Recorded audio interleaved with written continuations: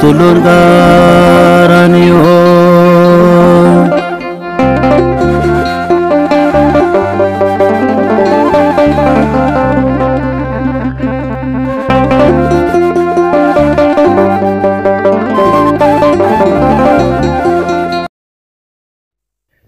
Maqaa Abbaa kan Ilmaa kan Hafuura Qulqulluu Waaqa tokkotti ni amanna.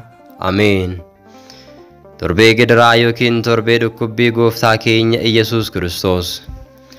Torbeen gidiraa sooma guddaa erga raawwannee booddee galgala gaafa Hoosaa'inaarraa jalqabnii guyyootiin hanga jimaatatti jiran guyyoota gidiramuu Gooftaa haala addateen kan itti yaadannudha.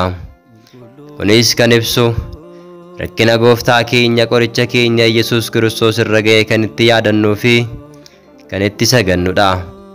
Qulqulluun Phaawulos ergaa isaa warra Qorontosiif ergese tokkoffaa boqonnaa 11 lakkoofsa 26 irratti akkana jedha. Isin hanga Gooftaan dhufutti yeroo biddeena kana nyaattanii fi xoofoo kana dhugdan du'aa isaanii labsitu jechuudhaan barreesseera. Sooma guddaa keessatti galgala gaafa guyyaa Hoosaa'inaarraa eegalee hanga gaafa halkan du'aa ka'umsa Gooftaa keenya Iyesuus Kiristoositti guyyootiin jiran guyyoota boo'ichaa, guyyoota gidiraa, guyyoota rakkinaa yookiin dhiphinaa jedhamanii beekamu.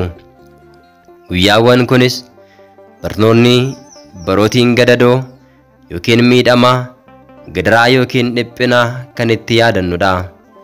Bara gadadoo, bara rakkinaa, bara dhiphinaa jechuun ilmaan namootaa garbummaa Si'ool hidhaa seexanaa jalatti qabamanii bara jiraachaa turan sana kan nu yaadachiisudha. Gidiraa yommuu jennu mataa bowwoo, garaa ciniinnaa, dhukkubbii garaa fi miilaa osoo hin taane fayyisaan keenya qorichi keenya Iyesuus Kiristoos sanyii ilmaan namootaa hundaaf hidhaa fi cunqursaa seexanaa jalaa bilisa baasuudhaaf jaallatee ijama isaatiin rakkina fannoo irratti nuuf fudhatee kan ibsudha. Waa'ee Gooftaa keenya qoricha keenya Iyesuus Kiristoos rakkina isaa fi du'a isaa kan ibsu kitaaba Imaamaat yookiin Gabra Imaamaat kan jedhamu yookiin kitaaba dhukkubbii Gooftaa keenya Iyesuus Kiristoos kan jedhamu torbee kana keessatti sa'aatiidhaan ni dubbifama. Karaa adda addaatiin waa'ee rakkina isarra ga'e ni yaadatama. Yihuudootni kan galgala dilbataa marii isaanii eegalan guyyaa gaafa roobii Gooftaa keenya qoricha keenya Iyesuus Kiristoosin dabarsanii fannoorra oolchuudhaaf marii isaanii xumuran. Gooftaa keenya Iyesuus Kiristoos fannoorra oolchuudhaaf yakkamaadha jedhanii murtiitti dhiyeessuudhaaf sababiin isaan qopheessaa turan irratti mari'achaa turanis akkana ture. Torbee dhukkubbii keessa guyyaa kibxataa guyyaa hangafni lubootaa gaafa irratti maree gaggeessanidha. Hangafni lubootaa fi Fariisotaa gochaa gaarii Gooftaan keenya Iyesuus Kiristoos dhala namaadhaaf godhe akka waan inni hamaa fi yakkatti jallisanii ilaaluudhaan marii isaanii gaggeessaa turani. Mariin isaanis Gooftaa keenya qoricha keenya Iyesuus Kiristoos dabarsanii kennuudhaaf akkasumallee Gooftaan keenya Iyesuus Kiristoos yakkamaadha jechoota isaan jechisiisanii fi himannaa isaan irratti dhiyeessan kana ture. Inni jalqabaa guyyaa sanbataa cabseera. Lammaffaan Waaqayyo abbaa kooti jechuudhaan Waaqayyo wajjiniin of qixxeesseera. Inni sadaffaan mootiidhaaf gibirri akka hin kaffalamne godheera.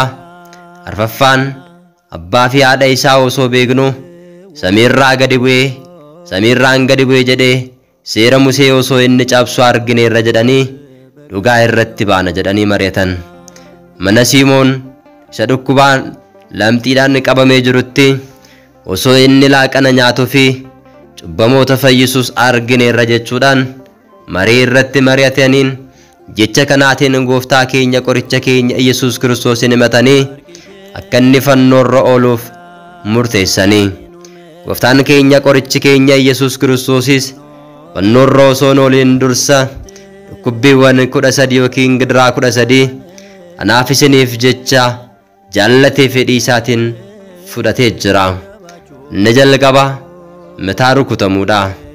Gooftaan keenya qorichi keenya Yesuus Kiristoos diinni waggaa 5,500 guutuu mataa keenya keessa kan nu rukutee kan inni nu madeesse madaa keenya nurraa kaasee dhukkuba keenya irraatii nu fayyisuudhaaf sammuu keenya badee ture mataa keenya nuuf deebisuudhaaf jecha sababii cubbuu keenyaatiif jecha Gooftaan keenya Yesuus Kiristoos mataa isaa keessa rukutame.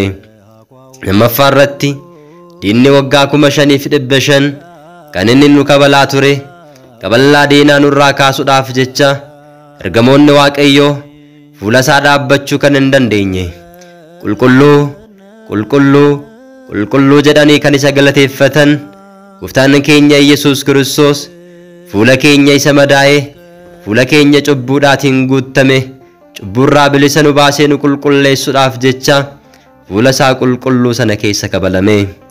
Gooftaan keenya Yesuus Kiristoos sababii cubbuu keenyaaf nutti murtaa'e diinni waggaa 5,500 kan nu bitee ture Gooftaan keenya Yesuus Kiristoos immoo qulqulluu ta'ee osoo jiru hancufa irratti tufamee ba'aa keenya nurraa fuudhee bilisa nu baase. Gooftaan keenya qorichi keenya Yesuus Kiristoos fannoo irra oolee osoo jiru sababii cubbuu keenyaaf jecha fannoo irratti waraanname. Namichi ijji isaa jaamaa ta'e Linginiyoos gaafa inni fannoo irratti eeboodhaan isa waraanu cinaacha isaa keessaatii bishaan qulqulluutu nuuf dhangala'ee ture. Macaafa Hisqeel raajichaa boqonnaa 36 lakkoofsa 25 irratti ani bishaan taliila isinitti nan facaasaa isinis cubbuu keessan irraatii ni qulqullooftu akkuma jedhee Gooftaan keenya qorichi keenya Yesuus Kiristoos cinaacha isaa keessaa bishaan qulqulluu nu dhangalaase.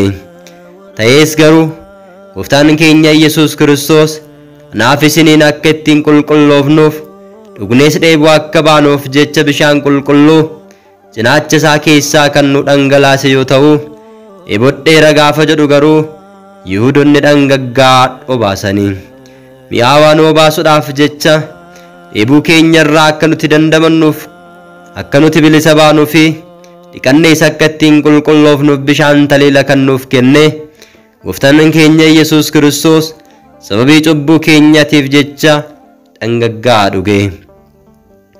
Gooftaan keenya Yesuus Kiristoos cubbuu fi balleessaa keenya ba'aa keenya nurraa kaasuudhaaf jecha dugda keenya isa nutti fe'ame ba'aa cubbuutiin gatantaraa turre bilisa nu baasee ba'aa keenya nurraa kaasuudhaaf warreen ba'aan keessan isinitti ulfaate gara kootti koottaa ba'aa keessan isin irraan fuudhaa dadhabbii keessan irraa isin hin boqochiisa jedhee Wangeela Maatewos boqonnaa 11:28 irratti akka dubbatee jiru ba'aa keenya nurraa fuudhuudhaaf jecha Gooftaan keenya Yesuus Kiristoos Yihuudootaan dugda isaa keessa reebame.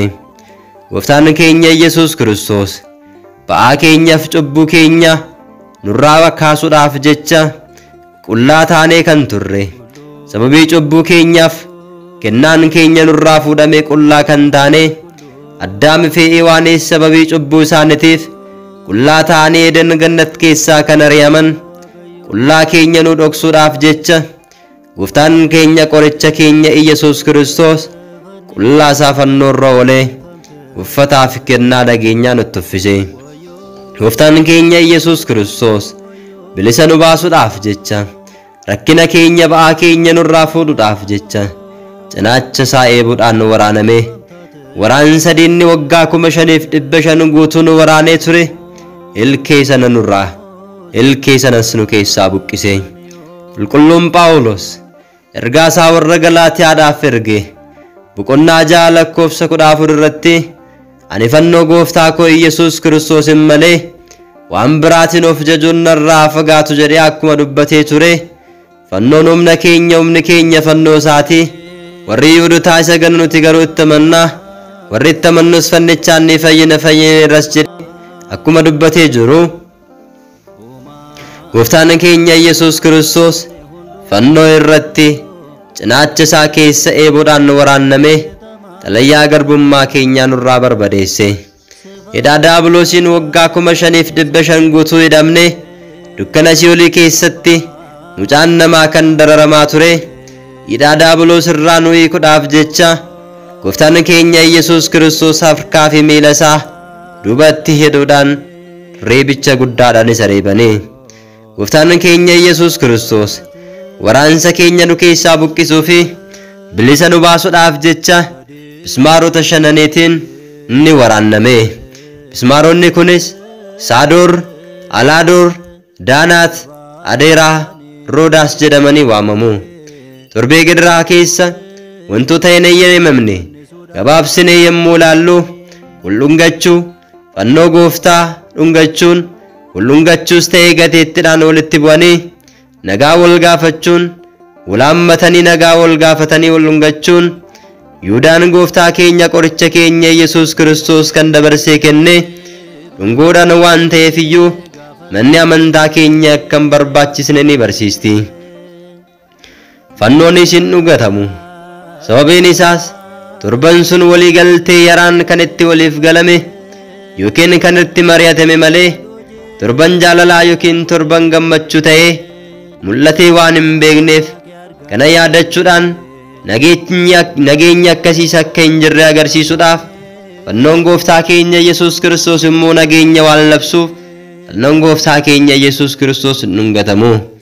Akkasumas kakuu moofaa yaadachuudhaaf Yihuudaan gooftaa keenya qoricha keenya Yesuus Kiristoos dabarsee birrii 30tti kan kenne ani kanan dhungadhu isa dhaatii isa qabadhaa jedhee mallattoo walii galaniitiin nageenyaaf kan nuuf kennu gooftaa keenya Yesuus Kiristoos dabarsee kenneera waan ta'eef nageenyi kun nageenya qulqullinaa osoo hin taane kan dabaa ture nageenya daabiloos wajjin kan wal fakkaatudha.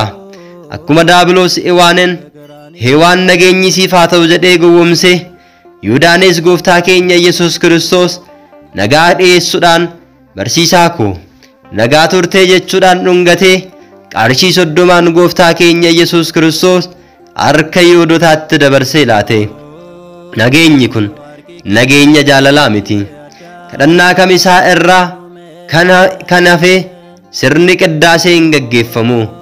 Yeroo hunda seera mana amantaa kan ta'e sirni cuuphaa yookiin kiristinnaa daa'imaa, sirni kaadhimamtootaa yookiin immoo warra boqotaniif gaggeeffamu, tsaloota fitaat, seerri maa'ileetii fi kan kana fakkaatan raawwatamanii gaabbii kennuu fi gaabbii galuun Waaqayyo si haa hiiku jechuunis hin jiru. Torban kana keessa nyaatni baay'ee quufamee nyaatamu, dhugaatinis baay'ee hin dhugamu. Wantoota armaan olitti raawwanne yookiin dubbanne wantoota kana raawwachuun mataa isaaniitiin cubbuu ta'ee osoo hin ta'in haala adda ta'een gidiramuu yookiin dhukkubbii gooftaa keenya qoricha keenya Yesuus Kiristoos yaadachuudhaaf nu gargaara waan ta'eefidha. Torbee gidiraa keessa saganni kan duraa caalaa baay'isee sagadama. Walumaa galatti waggaadhaa hanga waggaatti tajaajilli hafuura waa uummataaf kennamu dabalatee kan yeroo jennu sirnoota gidiraa gooftaa keenya Yesuus Kiristoos yaadatamanii raawwatama. Dimshaashumatti gooftaan duuka bu'ootaan erga miila isaanii dhiqee dhiiga isaa fi foon isaa isaaniif kennee nutis erga gaabbii gallee dhiiga fi foon isaa dhugaanii fudhachuun foon isaa fi dhiiga isaa fudhachuun nyaachuun dhuguun akka nurra jiraatu ibsuudhaafi. Torban kana keessa kitaabonni guyyaa jimaataa gooftaan fannifamuu isaa fi waa'ee gidiraa isaa kan ittiin ilaaltan dubbifamaa fi sagadamaa oolama. Yommuu galgala ta'us uummanni hundumtuu gara lubootatti dhiyaatanii cubbuu torbee gidiraa keessa raawwatan hunduma itti himatu. Luboonnis kan guyyaa sagadaa oolan irratti sagada biraa kennuufi.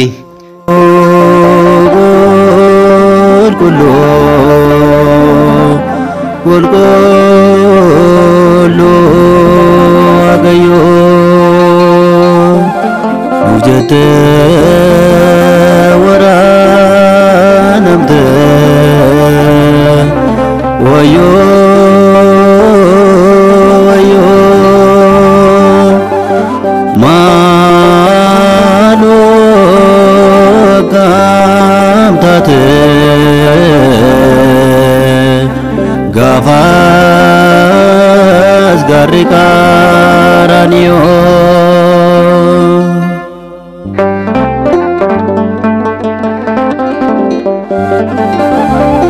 naannoo sa'aatii 12 hanga sa'aatii 1 gidduutti sirni amantootaa gaggeessaadhaan ni raawwatama. Akka seera mana amantaa keenyatti Niqoodimoos Yohannisii fi durboo Maaramiin osoo du'aa ka'umsa gooftaa keenya Yesuus Kiristoos hin argin midhaanii fi bishaan afaan keenya hin seenu jedhanii hanga du'aa ka'umsa gooftaa keenya Yesuus Kiristoositti turanii mana kiristaanaa keenyaaf dhugaa ba'anii turanii. Haaluma kanaatiin amantoonni tokko tokkos akkasuma osoo midhaaniif bishaan hin argatin hanga guyyaa du'aa ka'umsa gooftaa keenya Yesuus Kiristoositti kan turan ni jiru. Torbee gidiraa Kiristoos fuula keenya duraa akka wanta fannifameetti ta'ee ni ilaalla jedhee Galaatiyaa boqonnaa 3 lakkoofsa 1 irratti akkuma dubbate arjoomni Waaqayyoo araarri haadha keenya qulqulleetti dubaroo Maariyaam hunduma keenya faana haa ta'u jechaati. Torbee gidiraa yookiin dhukkubbii gooftaa keenya Yesuus Kiristoos haala kanaatiin kabajuun akka irra jiraatu nutti ibsa. Egaati gooftaan keenya qorichi keenya Yesuus Kiristoos fannoorra yennaa ooletti fannoorra ooluu isaatiin gooftaan keenya Yesuus Kiristoos jechoota 7 fannoorratti dubbatee jira. Inni tokkoffaan Waaqa koo maaliif na dhiiste Elohee Elohee lama sabakhtanii jedhee wangeela Maatewos boqonnaa 27 lakkoofsa 46 irratti dubbatee jira. Kan gooftaan ol kaasee dhageessisuun kan dubbate guyyaa keessaa sa'aatii 9tti ture. Inni Waaqa ta'ee osoo jiru maaliif Waaqa koo jedhee dubbate yoo jedhan baroota hedduudhaaf waggaa 5,500 seera Waaqayyoo irraa fagaatee gatamuudhaan kan jiraate foon Addaam uffatee nama ta'uu isaa ibsuudhaafi. Akkasumallee bakka Addaam bu'ee kadhannaa yookiin boo'icha Addaam dhageessisuudhaafi. Raajiiwwan isaaf dubbataman akka raawwatu ibsuudhaaf jecha gooftaan keenya Yesuus Kiristoos Waaqa koo maaliif na dhiiste jedhee dubbate. Inni biraan immoo seexana yookiin ergamaa du'aa gara isaatti dhiyeessuudhaaf ture jedhanii abbootiin keenya nu barsiisanii jiru. Seexanni gooftaan keenya Yesuus Kiristoos fannoo irratti Waaqa koo maaliif na dhiiste jedhee ennaa inni waamu ennaa inni dubbatu kun Waaqa miti nama jedhee itti dhiyaachuudhaan fannoo irraa gad isa buusuu ennaa barbaadutti gooftaan keenya qorichi keenya Yesuus Kiristoos Daabiloosin fannoo jalatti hidhee Addaamii fi ijoollee isaa hunduma bilisa baasee Si'oolii qullaatti hambisee gara gannataatti akka isaan deebisee Macaafni Qulqulluun nutti dubbata. Gooftaan keenya Yesuus Kiristoos fannoo irra ennaa jirutti jechi lammaffaa irratti dubbate yaa Abbaa waan godhaniif hin beekanitti dhiifama godhiif jedhee wangeela Luqaas boqonnaa 23 lakkoofsa 34 irratti dubbatee jira. Fannisuu isaanii malee eenyuun akka fannisan hin beekan waan tureef. Akkasumas gidiraa yommuu nurratti raawwatan diinota keenyaaf kadhachuun akka qabnu gooftaan keenya Yesuus Kiristoos nu barsiisuudhaafi. Dhukkubsatoota malee warri fayyan qoricha isaan hin barbaachisu akkuma jedhee ani cubbamoota waamuun dhufe malee qulqulloota waamuuf miti jedhee wangeela Maatewos boqonnaa 9 lakkoofsa 12 irratti akka dubbate isa kana hojiidhaan mul'isuudhaaf jecha gooftaan keenya qorichi keenya Yesuus Kiristoos warra osoo beekanuu daba raawwataniif akka dhiisnuuf dhiifama nu barsiisu isaati. Inni gara laafeessa ta'uu isaa ibsuudhaaf jecha gooftaan keenya Yesuus Kiristoos kana dubbate. Macaafa raajicha Isaayyaas boqonnaa 53 lakkoofsa 9 irratti kan dubbatamee jiru akka saamtotaatti lakkaawamee warreen cubbuu hojjetan wajjin gidirfamee garuu inni cubbuu namoota baay'ee baatee warra garaa jabaataniif kadhate jechuudhaan akka dubbate gooftaan keenya Yesuus Kiristoos abbaa dhiifamaa waan ta'eef dhiifama nu barsiisuudhaaf jecha Addaam badii balleessee gannat keessaa bahee dhiifama isaaf taasisuudhaaf jecha gooftaan keenya Yesuus Kiristoos dabalataanis nuti ennaa wal yakkine yakka keenya akka walii dhiisuu qabnu nu barsiisuudhaaf dhiifama isaaniif godhiif jedhee dubbatee ture. Sadaffaa irratti har'a na waliin gannata keessa jiraatta har'a na wajjiniin gara gannataa seenta jedhee Wangeela Luqaasii boqonnaa 23 lakkoofsa 35 hanga 43 tti dubbatee ture.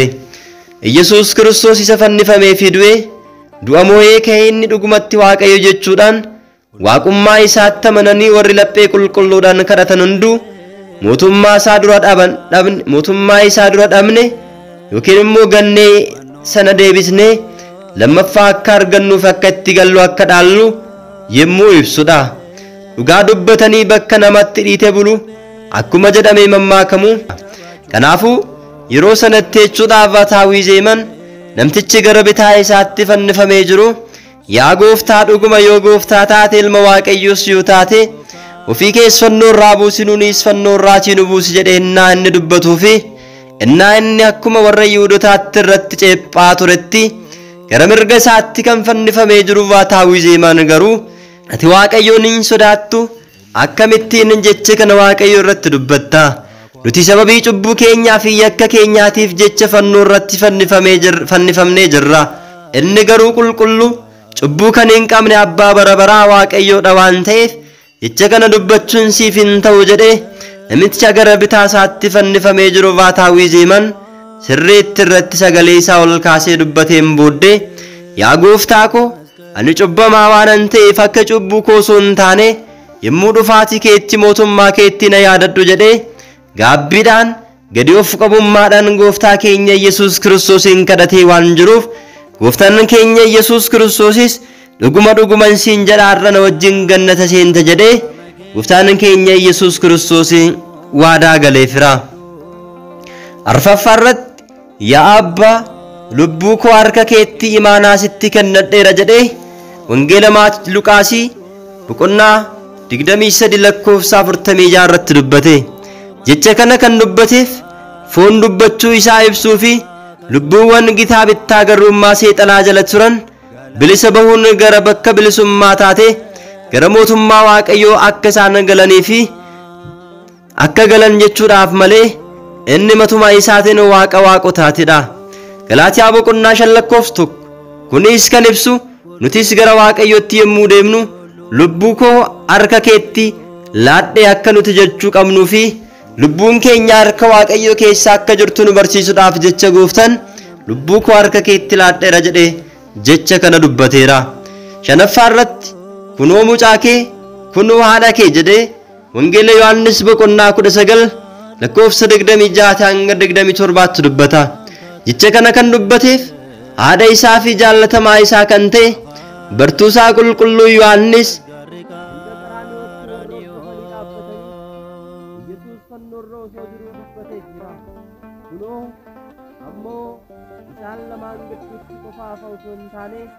arras isheen nuuf haadha keenya akka taatuuf kan keenya Yesuus Kiristoos dabarsii haadha keenya akka nuuf taatuuf Yohaannisiin ilaa haadha kee jedheeni, isheedhaan immoo ilaa ilma kee jedheen. Kanarraa kan kee Yohaannis guyyaa sanarraa jalqabee giftii keenya qulqulleechi dubaroo Maariyaam gara mana isaatti fudhatee galeera. Kanaaf nuti giftii keenya qulqulleechi dubaroo Maariyaamiif kabajni waan barbaachisu ishee kabajuutu nurra jiraata. Nutis isheedhaaf ijoollee isheeti. Osoo Waaqayyo sanyii gaarii nuuf hin hambisu ta'ee akka Sodoomii fi akka Gomoraan fakkaanna ture. Macaafa raajicha Isaayyaas boqonnaa 1 lakkoofsa 9 irratti kan dubbatame haadha keenyatidha. Kanaaf karaa qulqulluu Yohaannisiin nuuf kennamteetti waan ta'eef akkuma inni gara mana isaatti fudhatee galee sanatti nuti haadha keenya qulqulleetti durboo Maariyaam gara mana keenyaatti fudhachuun nuuf barbaachisa. Araarsummaa ishee sirnaa isheetti amanuudhaan haadha bara baraa akka nuuf taate amannee gara mana keenyaatti yoo fudhanne akkuma hirrina mana dookumaasiin guuttee irra jireenya keenyaa nuuf guutuu ni dandeessi.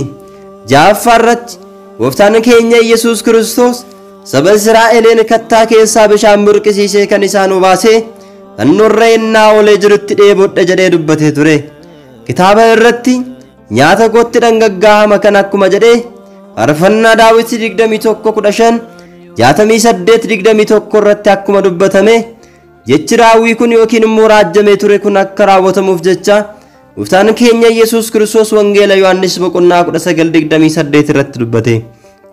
Akkasumas Waaqayyo foon dheebote foon dheebotu beela'uu uffachuu isaa ibsuudhaaf ilma namaarraatii cubbuu akka hadhooftu dhangala'uu balleessee haqee gatee yoo jedhu dhandhamee tufuun isaa immoo cubbuu keenya nurraa haquu isaa nuuf ibsuudhaafi. Kunis kan ibsu Waaqni bishaan uume bishaan dhabee dheebote jechuu osoo hin taane ilma namaarraatii jaalala tolummaa gaarummaa dhabeera dheebodheera yommuu inni jedhu kana ibsuudhaafi. Kanaafuu Waaqayyo laphee keenya qulqullummaadhaan akka jaallachuu qabnu gara isaattis deebine akka isa galateeffachuu qabnu murteessuun nurra jiraata. Torbaffaa irratti Gooftaan keenya Yesuus Kiristoos fannoo irra oolee osoo jiru raawwateera jedhe. Wangeela Yohaannis boqonnaa 19 lakkoofsa 30. Wanti kitaaba irratti barraa'e hunduu raawwate jechuu barbaadeeti. Kana jechuun raajiin raajotaatiin raajame ijoolleen Addaam gannata keessaa ari'amanii gara Si'oolii jiraachaa kan turan ergaatii yeroon isaa enna dhumeetiin booddee immoo adaraa isaanii yookiin immoo bakka isaanii gannata kan dhaalan hojiin fayyinaa raawwatamee hojjetamee yommuu dhumutti fayyina keenya kan ittiin raggaase yookiin mirkaneesse du'a isaatiin du'a keenya nurraa kaasee ilkee du'aa cabsee Gooftaan keenya qorichi keenya Yesuus Kiristoos fannoo irra ooluudhaan dhiiga isaa qulqulluu dhangalaasee garbummaa seexanaa jalaa nu baasee bilisa nu baasee gara Si'oolii irraatii gara gannataatti nu deebisuudhaaf waan jiruuf rakkinni mucaa namaa dhiphinni mucaa namaa boo'ichi Addaam raawwateera jechuu barbaadeeti. Kun hundumti isaa kan ta'eef nu fayyisuuf jecha Gooftaan al tokko fannoo irratti aarsaa ta'uun of dhiyeessee bara baraaf cubbuu irraa bilisa akka nu baasuuf raawwii yookiin tolummaa inni raawwateeni.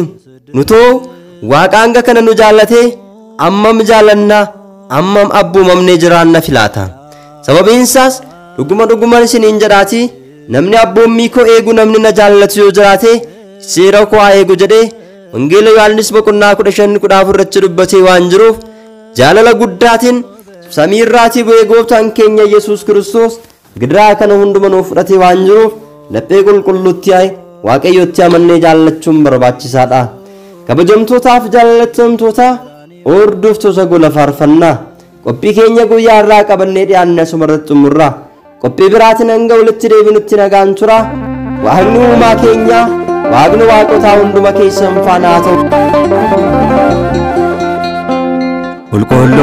Qulqulluu harki kee Addaamiin uume fannoo gubbaatti ni waraaname laphee jabaachuun warri odotaa sitti qoosanii gooftotaa.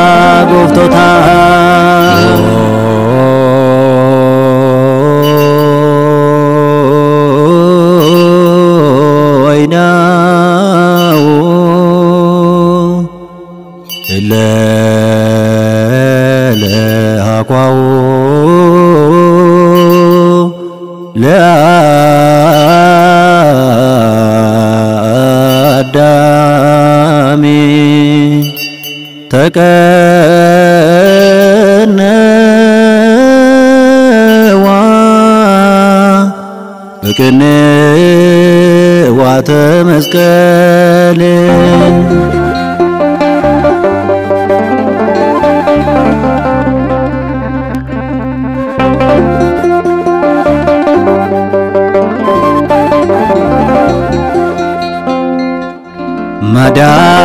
መዳቃመኬ የሙን ያደዱ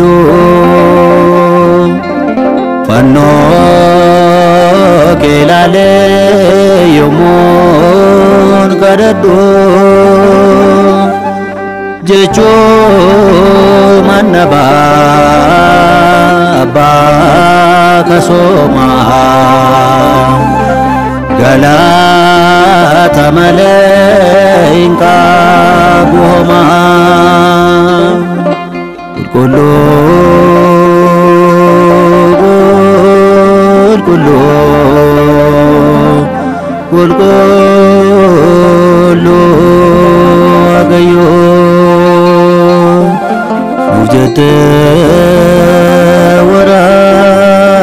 ክረምት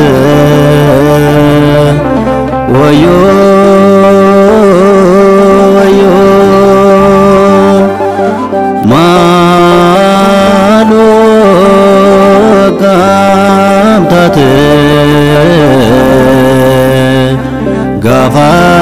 ጋፋስ ጋሪ ቀራንዮ